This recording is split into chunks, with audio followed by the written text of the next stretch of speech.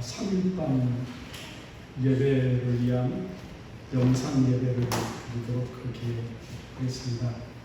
사도신경으로 신앙고백을 합니다.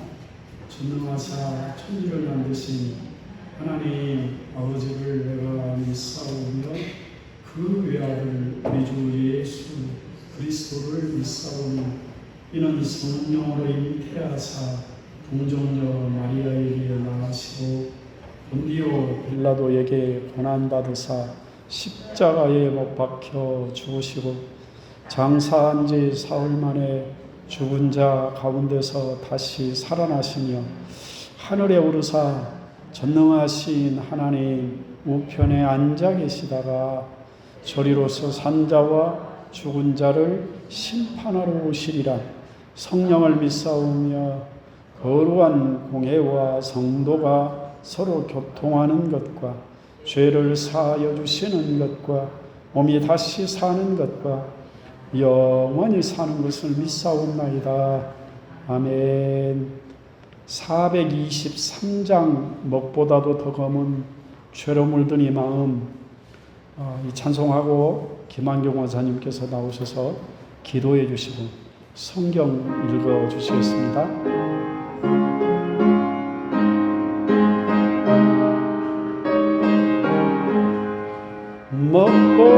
먹보다도 더 검은 죄로 물든 마음이 흰눈보다도 이게 깨끗하게 씻겼네. 주의 보혈 흐르는데 믿고 뛰어나가 주의 은혜 내가 입어 깨끗하게 되었네. 재워드신 걱정과 두려움이 사라져 슬픔 탄식 변하여 기쁨 찬송 되었네. 주의 보혈 흐르는데 믿고 뛰어나가 주의 은혜 내가 입어 깨끗하게 되었네. 세상 국이 영화와 즐겨하던 모든 것 주를 믿는 데게는 불토만도 못하다. 주의 보혈 흐르는데 믿고 뛰어나가 주의 은혜 내가 입어 깨끗하게 되었네. 나의 모든 고백은 저 천국에 쌓였네. 나의 평생 자랑은 주의 십자가로다. 주의 보혈 흐르는데 믿고 뛰어나가 주의 은혜 내가 입어 깨끗하게 되었네. 아멘. 기도드리겠습니다. 할렐루야. 사랑과 은혜가 풍성하신 하나님 아버지 감사합니다.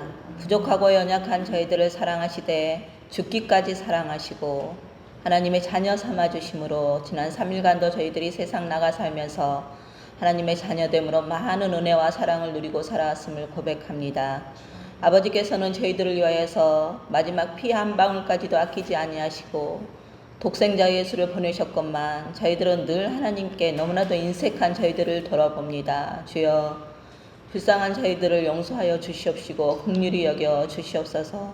정말로 하루에도 수십 번 수백 번 하나님의 말씀대로 하나님의 뜻대로 살겠다고 다짐하지만 저희들은 그대로 살아낼 능력이 없음을 고백합니다. 주여 연약한 저희들을 도우시고 지키시고 인도하여 주시옵소서. 아버지 정말로 너무나도 어려운 시기를 지나고 있습니다. 저희들은 이 어려움이 무슨 뜻인지는 알 수 없사오나 이 끝에는 하나님의 은혜에 정말로 놀라운 역사가 있음을 기대하고 나아갑니다. 아버지 정말 저희들이 아버지를 앞서지 않게 하여 주시옵시고 정말로 하나님을 따라가게 하여 주시옵소서. 아버지 세상에 여러 가지 가짜 뉴스들이 판을 치고 많은 사람들을 동요케 하고 불안하게 합니다. 아버지 저희들에게 영들을 분별할 수 있는 은혜를 더하여 주시옵시고 정말로 끝까지 주님의 말씀을 붙들고 승리할 수 있는 저희들이 되게 하여 주시옵소서. 이 시간에도 세계 곳곳에 나가 있는 선교사님들이 계십니다. 너무나도 열악한 환경 가운데서 생명의 위협을 받아가며 정말로 예배를 드리지 못하며 정말 감옥에 갇히다시피 하고 살아가시는 선교사님들이 너무나도 많습니다. 아버지 그들을 불쌍히 여겨 주시옵시고 정말로 그들에게 도움의 손길을 더하여 주시고 정말 이 어려움 때 좌절하고 낭망치 않게 하여 주시옵시며 이 어려움을 통하여서 하나님께 더욱더 가까이 나아가는 계기가 될 수 있도록 도우시고 인도하여 주시옵소서. 아버지 이 시간 세우신 목사님에게도 성령의 충만함을 함께하여 주시옵시고 말씀의 은혜와 권세와 능력이 나타나게 하여 주시사 그 말씀을 받는 저희들의 마음밭은 좋은 마음밭이 되어서 많은 열매를 맺을 수 있도록 주여 도우시고 인도하여 주시옵소서. 아버지 정말로 이 시간 다 모든 성도가 다 같이 참여해서 예배 드리지 못하지만 각 가정에서 영상으로 예배 드릴 때 동일한 은혜가 넘치기를 간절히 바라곤 합니다. 주여 도우시고 인도하여 주시옵소서. 아버지 정말로 이 코로나 사태가 하루속히 종결되어지기를 원합니다. 그리하여서 서로 얼굴을 맞대며 기쁨으로 하나님께 찬양하며 주님의 말씀을 잘 듣는 시간들이 되게 하여 주시옵소서. 아버지 이 시간에 말씀을 들을 때 들을 수 있는 자가 되게 하여 주시옵시며 그 말씀을 듣고 정말로 그 말씀대로 살아갈 수 있는 능력도 허락하여 주시옵소서. 이 시간 온전히 주님이 받으시는 귀한 예배가 되기를 간절히 바라고 나오며 거룩하신 예수님의 이름으로 기도드렸습니다. 성경 말씀은 갈라디아서 6장 12절부터 14절 말씀입니다. 제가 읽겠습니다. 무릇 육체의 모양을 내려 하는 자들이 억지로 너희에게 할례를 받게 함은 그들이 그리스도의 십자가로 말미암아 박해를 면하려 함뿐이라. 할례를 받은 그들이라도 스스로 율법은 지키지 아니하고 너희에게 할례를 받게 하려 하는 것은 그들이 너희의 육체로 자랑하려 함이라.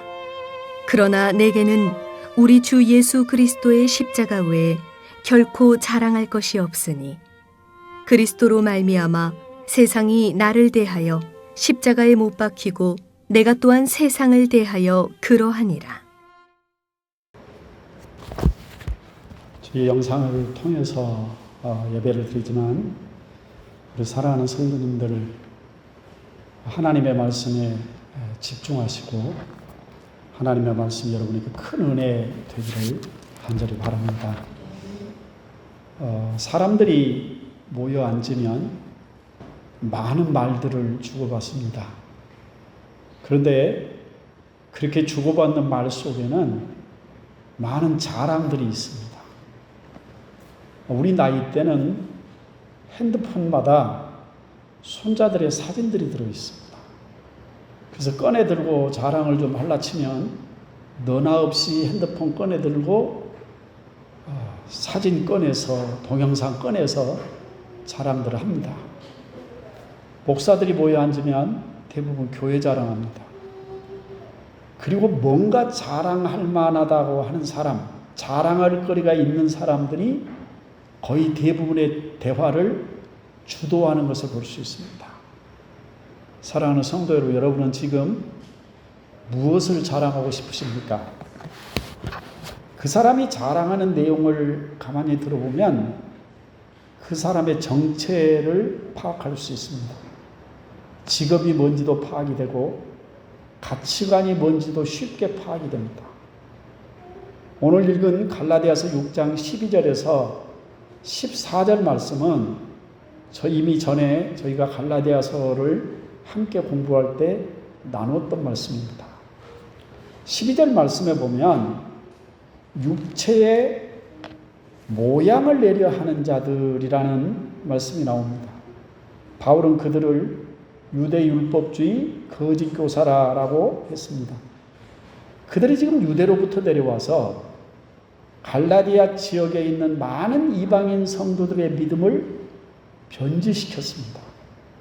특히 그들이 강조하는 것 중에 하나가 하나님의 백성이 되면 율법대로 할례를 받아야 된다라는 것입니다. 바울은 그 사실을 두고 율법을 받은 자들이 율법을 지키지 아니하면서 그렇게 할례를 강요했던 그 이유를 이렇게 지적을 했습니다. 첫 번째로 예수 그리스도의 십자가의 복음으로 인한 박해를 받지 않으려고 했다 그랬습니다. 당시에 같은 하나님을 섬긴다고 말하는 유대인들에게 이방인 그리스도인들은 무할례자라는 이름으로 굉장히 무시와 멸시를 당했습니다. 그러니 할례를 받아서 그런 푸대접을 받을 필요가 없다라고 말하는 사람들이 거짓 교사들의 가르침입니다. 여러분, 예수님의 복음과 십자가의 복음과 박해, 어쩌면 이거는 뗄래야 뗄 수 없는 당연한 겁니다. 두 번째로 13절에 있는 말씀을 보면 그들이 육체로 자랑하려 했다라는 말씀이 나옵니다. 뭔가 뿌듯한 자랑거리를 만들고자 했다라는 것입니다. 거짓 교사들은 자신들의 가르침을 받아 할례를 받는 사람들을 보면서 자신들의 사역의 자랑거리로 삼으려고 했을 겁니다. 할례 받은 이방인들은 자신들도 이제 할례 받은 백성이 되었다라고 하는 뿌듯함이 그들 가운데 있었을 겁니다.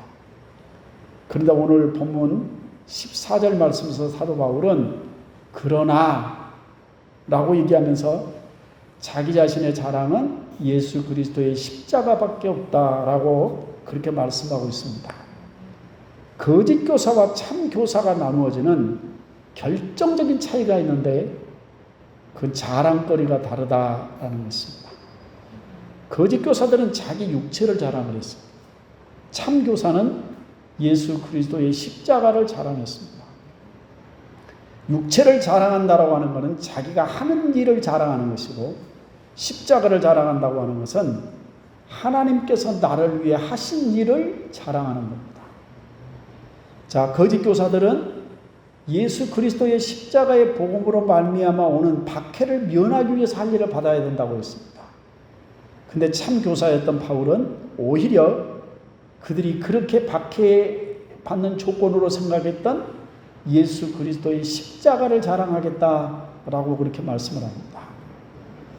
자, 바울은 예수 그리스도의 십자가 외에는 자랑할 것이 없다라고 말씀하면서 그 예수 그리스도의 십자가가 가지고 있는 의미가 무엇인가를 정확하게 설명을 했습니다. 그게 14절 말씀 뒷부분에 나온 말씀입니다.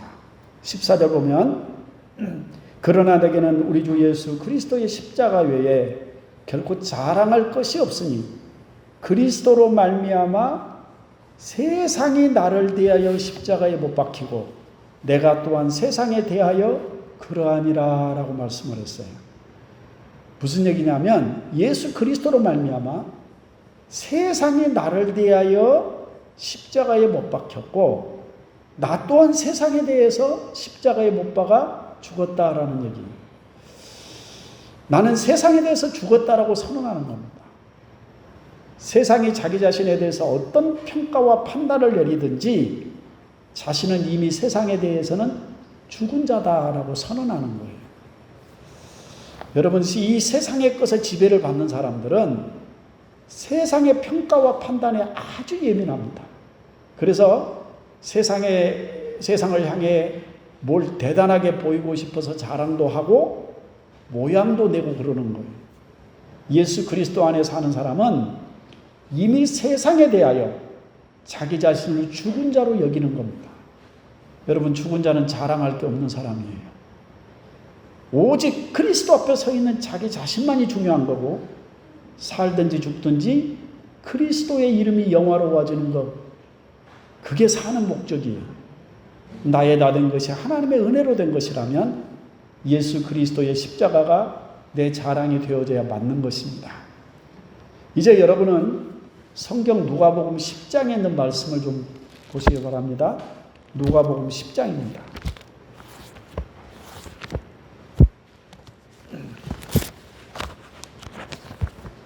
자, 누가복음 10장에 있는 말씀을 보면 이런 말씀이 나옵니다. 예수님께서 10장 1절에 보면 예수님께서 70명의 사람들을 따로 세우셔서 친히 가시려는 동네와 각 지역으로 앞서서 둘씩 짝을 보냈습니다.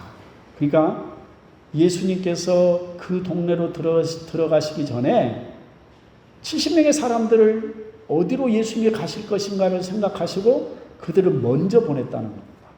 그리고 17절에 있는 말씀을 보면 그들에게 파송을 받았던 그 70명의 사람들이 돌아와서 예수님 앞에 사역 보고를 하는 말씀이 나옵니다. 그렇죠? 자, 예수님은 그들을 보낼 때 어떻게 보냈느냐? 그러면 둘씩 묶어서 보냈는데 그들에게 귀신을 쫓는 능력도 주시고 병을 고칠 수 있는 능력도 주셔서 하나님 나라의 복음을 들려서 그들을 보냈습니다. 그리고 그들은 돌아와서 10장 17절에 자신들의 사역에 대한 보고를 하는 것입니다. 여러분 상상해 보세요. 얼마나 자기 자신들이 대단해 보였겠어요. 자기들이 가서 예수의 이름으로 얘기하니 귀신들이 소리를 지르며 떠나는 거예요. 그니 돌아온 그들이 막 흥분해가지고 자랑할 만하죠? 근데 20절에 있는 말씀을 보면 주님께서 그들을 향해 말씀을 하세요. 뭐라고 하냐면 귀신들이 너희에게 항복하는 것으로 기뻐하지 말아라 그랬어요. 다시 말하면 너희가 진짜 기뻐해야 될 이유를 한번 생각해 보라는 거예요. 자, 지금 이들은 주님께서 그들에게 시키신 일을 하고 돌아와서 그 열매를 지금 주님 앞에 얘기를 하는 거라고. 그죠? 자, 대부분 사역하는 사람들이 기뻐하는 게 뭐냐 하면 17절이에요. 열매가 있다는 거예요. 이걸 우리가 생산성이라고 얘기하고 효율성이라고 얘기하고 사역의 열매라고도 얘기하고 때로는 내가 원하는 것을 얻는 것 이걸 성공이라고도 얘기를 해요. 여러분 보냄을 받았는데 성공하고 돌아온 거예요. 보편적으로 성공을 했으니까 기뻐하는 게 당연한 거잖아요. 그런데 주님은 그 성공을 기뻐하지 말라라고 말씀을 하셨어요. 왜 우리가 성공을 기뻐해서는 안 되는 건지 좀 설명을 좀 할게요. 기독교는요, 한 번도 성공을 가르치는 곳이 없어요. 기독교 안에 성공이라는 단어가 딱 들어오면 기독교는 천박해져요. 그리고 성공이라는 단어가 교회 안에 들어오면서부터 기독교가 망하는 거예요. 왜냐하면 성공이라는 이 단어는요, 지극히 마귀의 원리에 속해 있는 단어거든요. 여러분, 이 성공이라는 단어는요, 절대평가가 아니라 상대평가예요. 한 사람의 인생에 성공과 실패를 판단하실 수 있는 하나님밖에 없어요. 여러분, 성공이라는 단어를 자꾸 사용하잖아요. 성공, 그 단어를 사용할 수 있는 사람은요, 소수예요. 어떤 교회에서 이번 전도의 목표를 정하고 몇 사람 이상을 전도하면 상을 주겠다라고 경쟁을 붙였어요. 그랬더니 상당히 많은 사람들이 전도를 했는데 1등한 사람이 있을 거 아니에요. 그 사람은 당당하게 나가서 미리 교회가 준비한 금으로 만든 열쇠를 받았대요. 근데 문제는 두 번째 실적을 올렸던 사람이 시험에 들어가지고 교회 안 나온다고 그랬대요. 이게 여러분 한번 생각해 보세요. 올림픽의 금메달은 딱 하나입니다. 그리고 나머지는 다 실패자고 패배자인 거예요. 이게 얼마나 치열한지 설명을 한번 해볼까요? 금메달을 딱 따면 맨 높은 단에 올라가요. 그리고 그 나라의 국기로 연주를 해줘요. 그런데 은메달을 목에 건 사람은요, 세상에서 그 많은 사람 가운데 2등을 했는데도 불구하고 왜라는 단어를 외치면서 속으로 핏물을 흘리는 거예요. 여러분, 어떤 단어가 됐든지 그 단어 속에는 어떤 사상이 들어있다고. 그러니까 자꾸 그 단어를 쓰다 보면 자기 자신도 모르게 그 사상의 지배를 받게 돼 있어요. 여러분, 목회의 성공과 실패를 뭘로 측정할 수 있을까요? 건물의 크기로 측정할까요? 아니면 몇 명이나 모이는가, 사람 인원수로 측정할까요? 아니면 재정이 얼마나 많은가, 그걸 가지고 측정할 수 있을까요? 여러분 생각해 보세요. 내가 우리 교회 성도가 한 500명쯤 된다. 500명 정도를 섬기는 목사라고 한번 해봅시다. 50명 모인 사람들 앞에 가면요, 목회 성공의 비결을 얘기할 수 있을지 몰라요. 그런데 5,000명 모이는 사람들 앞에 가면, 아니 10만 명 모이는 교회 가면 어떡할 거예요? 50명 모인 사람들 앞에서 큰 소리 치는 수준의 목사라면요, 10만 명 모이는 교회 목사들의 모임에 가면 피해의식을 가지고 열등의식을 갖게 되어 있다. 여러분, 주님은 네가 한 그 사역의 열매를 가지고 기뻐하거나 자랑하지 말라고 말씀하세요. 그리고 뭘 기뻐하라고 그랬냐면, 그 대신 너의 이름이 하늘에 기록된 것으로 기뻐하라 라고 그렇게 말씀했어요. 여러분 생각해 보세요. 우리가 전도하러 나가서 항상 열매가 있는 건 아니에요. 부지런히 전도했는데 열매를 못 거두니까 나는 전도에 은사가 없는가 보다 하고 자빠지잖아요. 열심히 사역하고 돌아오는데 빈손 들고 올 수도 있는 거예요. 그리고 솔직히 말해서 성공할 수 있는 확률보다 빈손 들고 올 수 있는 확률이 훨씬 더 높아요. 그러므로 열매나 성공을 가지고 자꾸 기뻐하다 보면 그것 때문에 울고 그것 때문에 비참해질 수가 있는 거라고요. 그러나 그 열매와 상관이 없이 하늘에 내 이름이 기록된 것이 공평한 거예요. 성공과 실패 없이 공평한 거라고. 그래서 복음에는 차별이 없다라고 말씀을 해요. 하나님 안에서 예수 그리스도 안에 성공이란 무엇일까요? 예수는 십자가의 길을 가신 분이라고. 그 말은 인간적으로 세상적으로 성공한 인생길이 아니란 말이에요. 그런데 주님은 이렇게 말씀하시죠. 요한복음 17장 4절에 아버지께서 내게 하라고 주신 일을 내가 이루어 아버지를 영화롭게 하였사오니, 그렇게 말씀을 했어요. 사랑하는 성도 여러분, 내가 이 세상 살아가는 동안 아버지의 뜻대로 하는 것, 아버지가 명하신 일에 순종하면서 충성하는 것, 그리고 오직 하나님 아버지께만 영광을 돌려드리는 것, 그것이 하나님 안에서의 성공이에요. 하나님이 우리에게 요구하시는 건 사역의 열매, 성공의 열매가 아니라 충성이라는 사실을 여러분 기억하셔야 돼요.